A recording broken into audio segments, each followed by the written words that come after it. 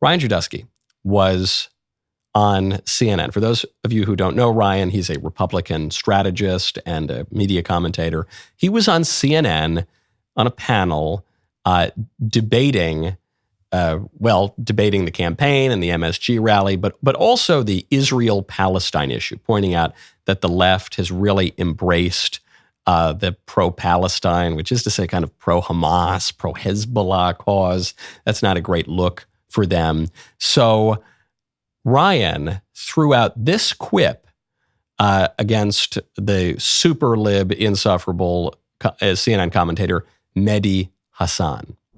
If you don't want to be called Nazis, stop doing. You're called an anti-Semite. You've been called an anti-Semite more than anyone else at this table. Yeah. People will sit there and no, by me. I never called you an anti-Semite. Okay. I mean, I'm not sitting here saying I'm a supporter of the Palestinians. I'm used to it. Yeah, I hope your beeper doesn't go off. The thing is that you just say I should die. You should not. No, did you just say I should be killed? No, I did not say that. No, I did not say that. Hold on. Did your guest just say I should be killed on live TV? I said I hope you don't. Let me just stop. You said you hope my beeper doesn't go off. Because you said I'm a big supporter of the Palestinians. Of Hamas. Guys, let me stop. Palestinians. Are you a supporter of of Hamas? No, of course I'm not. I apologize. Are you a racist, violent person inciting violence against Ryan? That's disgusting. That is completely. I apologize. Good job, CNN. Let's have first block say the Muslim guy should be blown up. I apologize. On TV.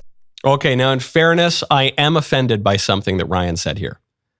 I am offended that he apologized. Other than that, it was a great line. That was quick wit, okay?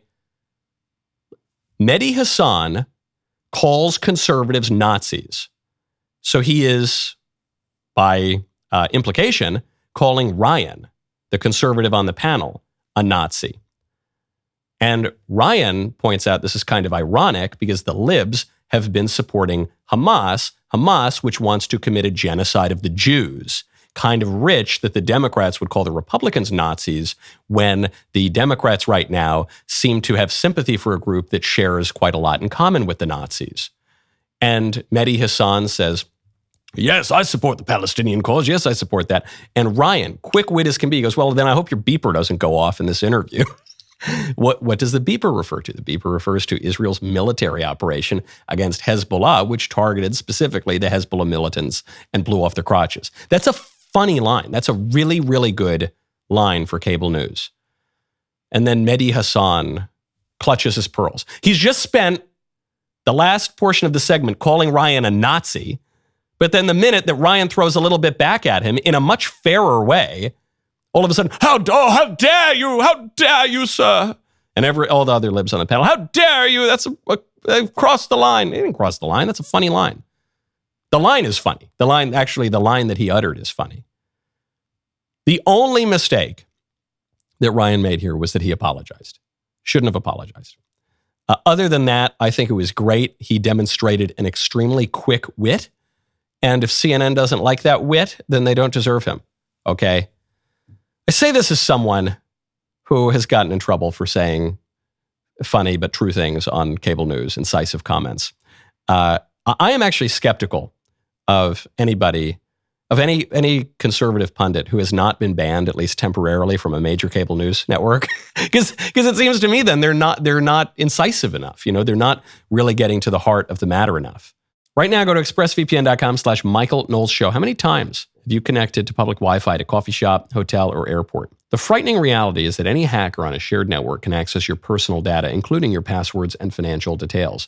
It does not take a sophisticated criminal to do this. With just some cheap hardware, even a smart 12-year-old could potentially hack your device. Your personal data are incredibly valuable. Hackers can make up to $1,000 per person selling this information on the dark web. That is exactly why I use ExpressVPN and why I make sure it's running whenever I'm working on the go or traveling. ExpressVPN creates a secure encrypted tunnel between your device and the internet. How secure? It would take a hacker with a supercomputer over 1 billion years to break through ExpressVPN's encryption. It could not be easier to use. You just open the app, click one button, you are protected. It works on all your devices, your phones, your laptops, your tablets, so you can stay secure wherever you go. Secure your online data today with ExpressVPN. Get 3 extra months for free. Scan the QR code on the screen, click the link in the description, or go to expressvpn.com/Michael Knowles Show. That is expressvpn.com/MichaelKnowlesShow to get 3 extra months free.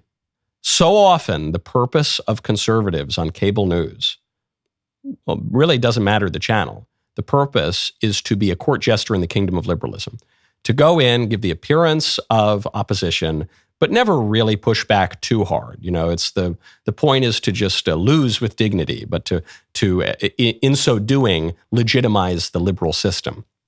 And so in this case, Ryan didn't take it. He said, "You're going to call me a Nazi? You, ironically, while you're supporting all this crazy Palestinian stuff where the Palestinians elected Hamas and they committed all these terror attacks? Okay, well, I hope your beeper doesn't go off." "Yeah, you heard me. Did I stutter?" "Yeah." "Good. Are you going to ban me?" Okay.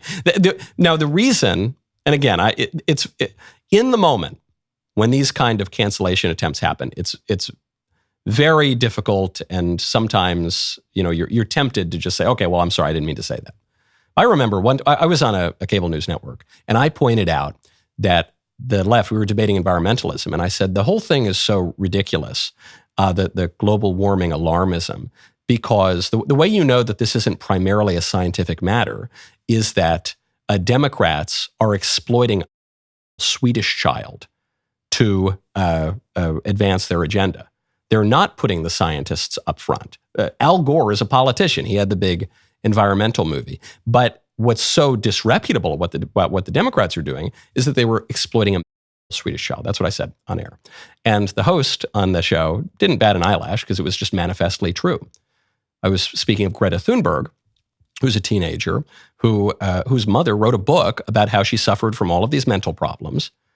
And then the left exploited this girl who they encouraged to drop out of school to go sail a boat across the ocean and put more pollutants into the air because of the airplanes that had to go fly over to meet her when she got to the other side, to advance the environmentalist cause. And I said, that's disreputable. It's not good to exploit children. It's certainly not good to exploit children with serious problems. And it shows how weak the actual campaign activism is, how weak the actual argument is, that they're not leading with scientists. They're leading with, exploiting kids, basically. And for that, I got in all sorts of trouble. Though then I was rather quickly uncanceled, but then, it goes back and forth. I remember at the time, though, that major cable news network asked me through back channels to apologize, to grovel. And then, they'll have me right back on. And I was tempted to apologize, but I said, I don't think I said anything wrong. I said something provocative. I said something incisive, but I didn't say anything wrong. I basically just said what this girl's mother wrote in her book, and I said something that was true that looks bad for Democrats, but I don't think I said anything wrong or cruel or immoral. So why would I apologize? I guess I would just apologize to grovel at this news network, and then they'll have me back on immediately. But I said, I think they'll have me back on eventually anyway. And I remember sweet little Elisa said, she goes, "Mac, don't you dare apologize. Don't you dare apologize to them. If you did something wrong, apologize. If you didn't do something wrong, don't apologize." And I think this is the key. This is how conservatives have to engage in the media.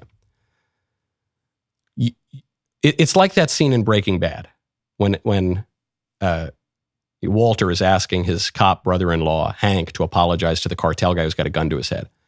And Hank says, "You want me to apologize? You think that's going to change anything? That guy made up his mind 10 minutes ago. Go do what you're going to do." And he blows his head off. These guys, CNN has to cancel Ryan for this. And Ryan sort of, I don't mean to pick on him for giving a kind of half-hearted apology in the moment. He was just trying to get through the panel. But then later on, he said, this is ridiculous. CNN can call Republicans Nazis all day, but then the minute we throw it back in their face a little bit, they hit us.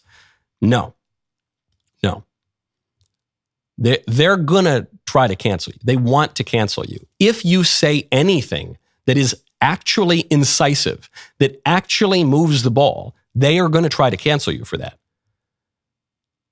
So that's, to my mind, that's a good thing. That's the mark that you're actually doing something here. You need to be able to survive that kind of a cancellation attempt.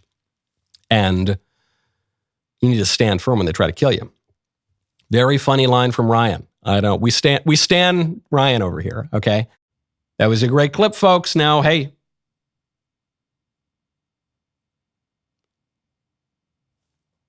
ring the bell.